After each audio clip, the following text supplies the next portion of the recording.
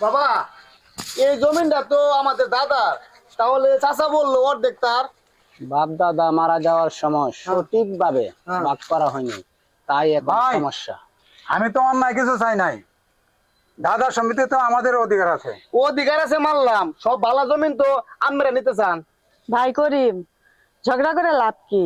সব তো আমরাই এক পরিবার।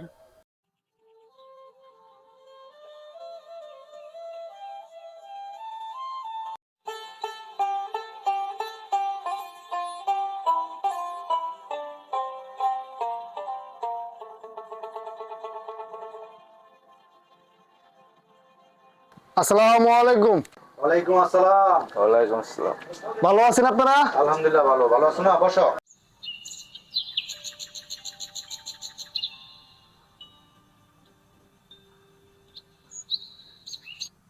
কিরে বন্ধু, ভালো আছস? ভালো আছি, ভালো আছো? আলহামদুলিল্লাহ।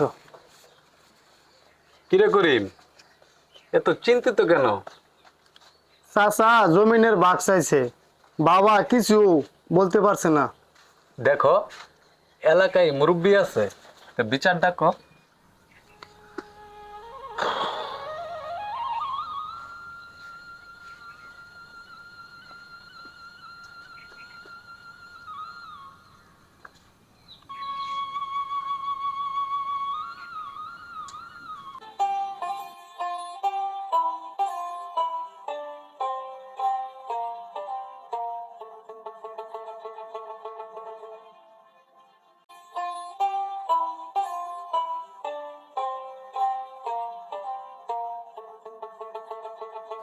আসসালামু আলাইকুম। ওয়ালাইকুম সালাম ভাই, বসো ভাই। আসসালামু আলাইকুম চাচা। ওয়ালাইকুম সালাম মা, বসো। আপনাকে মনে হয় চিন্তিত মনে হচ্ছে। ও মা, একটু ক্লান্ত।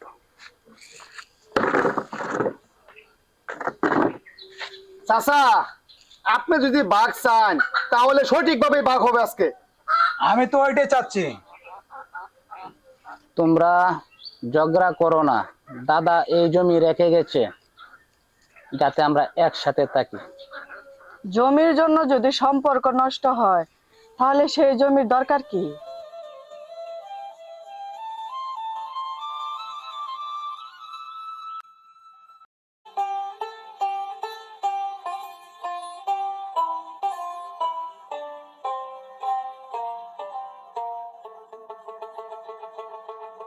আসসালামু আলাইকুম। ওয়ালাইকুম আসসালাম। মেম্বার সাহেব, হ্যাঁ বলেন। আমার বাড়ি যা মেলা আসসালামু আলাইকুম। কি জমির দলিল? দেখে দিয়ে তো ফয়সালা দিয়েছেন, এই মেম্বার সাহেব খুবই ভালো।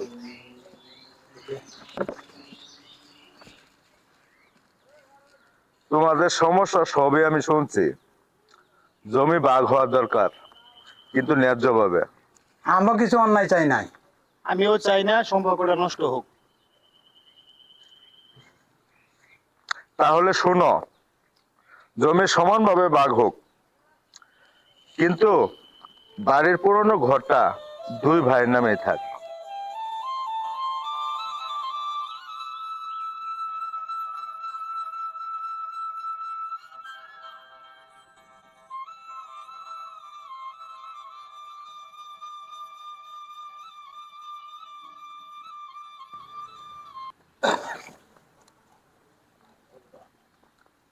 আজ আমি শান্তি পেলাম, জমি ভাগ হলো, কিন্তু মন ভাঙলো না। জমি আবার চাষ হবে, আমরা সবাই একসাথে থাকবো। চাচা, কাল থেকে আমরা একসাথে ধান কাটতে যাব। এই তো আমার ভাইয়ের ছেলে। সম্পদের ভাগ হতে পারে, কিন্তু সম্পর্কের নয়।